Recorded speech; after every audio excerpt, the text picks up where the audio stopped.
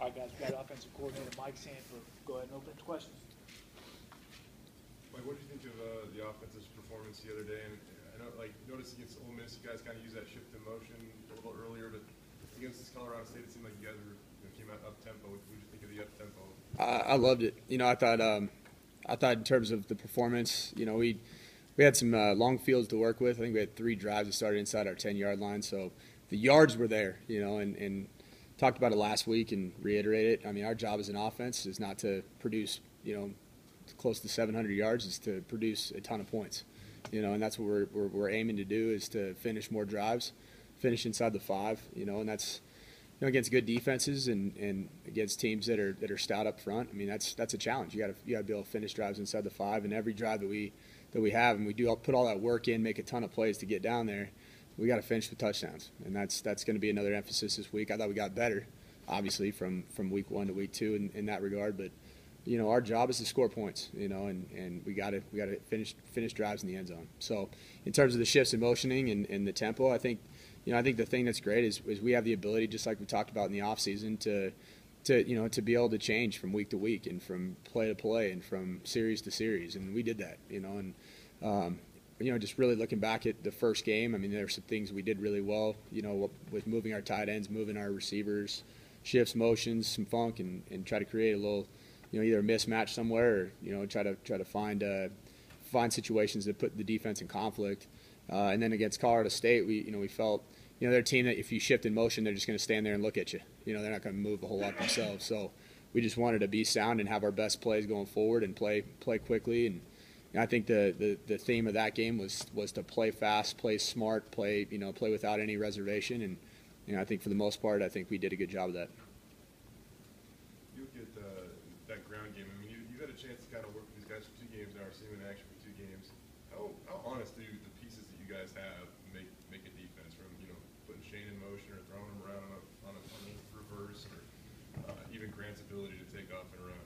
Yeah, I mean, I think that all those things play a big role. I mean, if you that last game, in terms of the the conflict that you try to create for a defense, I mean, you talk to a lot of defensive coordinators around the country, and they like it best when a team's one-dimensional, and they like it when there's not, the quote is, run past conflict within formational sets or within, we're trying to always have a true run past conflict in everything that we do. So that's not always, strictly a pass-heavy formation or a pass-heavy set in the personnel that we have in there, or a run-heavy set. We want to be able to create, that conflict for a defense. And I think having those different pieces and defining those roles for those guys, but then also tweaking those roles week to week, I think that plays a lot factors a lot into what we do game planning week to week. You said after last week that 32 touches was way too many for Jay, and then he had 37 in the next game. How do you kind of look at his role moving forward? Coach Harsin said after the game, you guys would be idiotic not to give him the ball, but realistically, do you need to tone it back a little bit, or where's that kind of lying at? Yeah, I mean, that's obviously a great question, and I think the thing is when you look around the country and you look around the guys that are the superstar players, that are the great players, guys that I've had a chance to be a part of, the Stephon Taylors at Stanford, the Tyler Gaffneys. When you got a great player, you give him the football. You know what I mean? And I don't think that's a controversy. Now, I mean, I think that, Jay was in a flow. Jay, we're talking to him on the sideline. Jay's on the headsets, getting on and, talk. I mean, he sees the game really well. He wasn't winded. He wasn't beat up.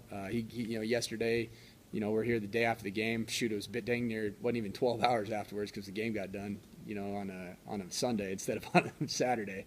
But I mean, he was fresh and ready to go. So, if he gets in the position where he's fatigued or he's dinged, I mean, we're not gonna be idiotic about that. But if he's fresh and rolling, I mean, we're gonna play him. I mean, we only get 10 more games guaranteed. You know what I mean? When this isn't the NFL season with 4 preseason games and possibly a 4 or 5 postseason season, we get 10 guaranteed games. Let's get the most out of our guys for 10 more guaranteed games. And we'll be smart with them if they're fatigued or if they're being exposed to bad situations. But, this is college football, and I mean, the great players play a lot, and you give them the ball a lot. He just seems like one of those guys that never wants to go down, always fights for the extra. He takes a pretty big, physical toll out there at times during the game. Do you worry about him being durability-wise, being able to keep up for that 400 plus?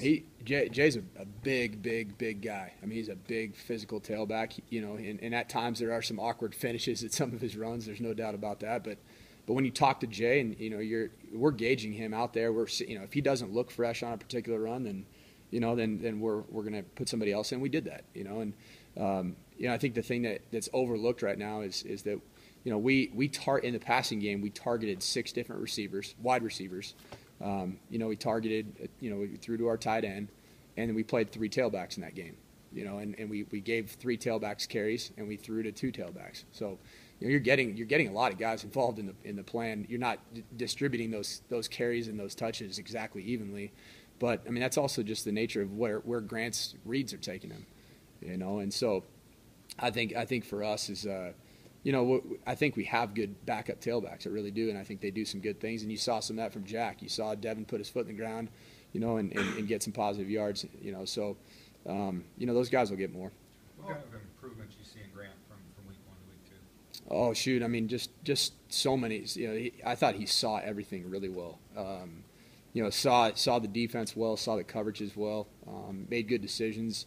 Thought he was even quicker with his decision making, but while seeing it really clearly. And he put a lot of work in last week, and he's going to put even more work in this week. So he made a lot of progress. And the other thing too is a lot of times as a scrambler, in the Ole Miss game, I mean, the reality is we were playing a pretty good front. There was some pressure, and the scramble lanes weren't quite as open. But sometimes he flushed outside the pocket, and Coach Harsin and myself preached to him, "Hey, your money's going to be up in the pocket." And so if you flush the pocket horizontally, it really limits what you can do in the passing game, and then it makes your rushing opportunities off the passing game a little bit less expansive. So he was doing a good job climbing the pocket, getting up in the pocket, and then taking off and running, and it was pretty close to being a 100-yard rusher.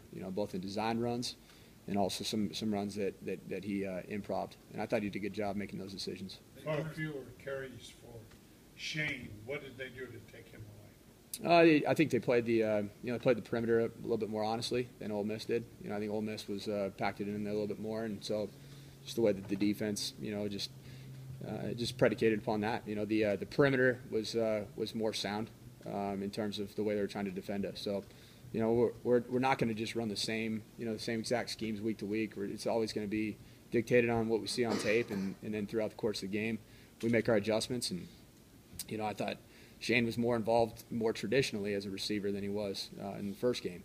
And just like we talked about, he's a guy who's capable of catching the ball in a seam, and sure enough, he did that. We got to get rid of that penalty. That's not the way we play. So other than that, I think Shane is a guy that we've talked about in the offseason as being more of a traditional receiver, not just strictly a bubble guy. It was good to finally see that out of him. The interception just a bad throw, or was he covered? So that look in particular, Grant threw that ball exactly where we wanted that ball to be thrown.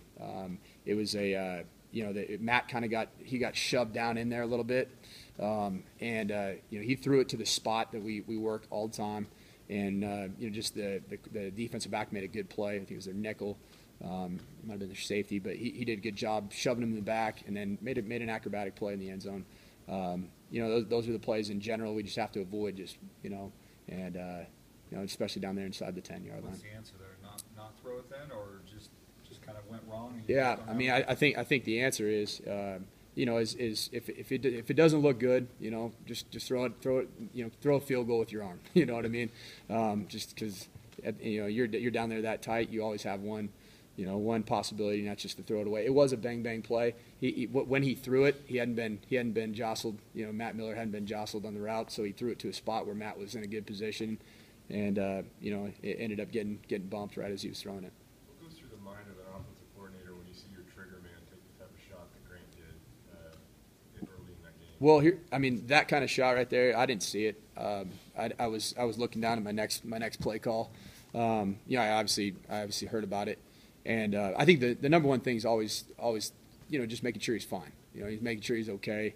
And so every series in between from then on, and we talk every series, but I was quizzing him, not in a way, just he was going through all the the precautionary measures on the sideline, and Coach Jim Spooner and Mark do a great job making sure that you know they go through all the proper protocols there.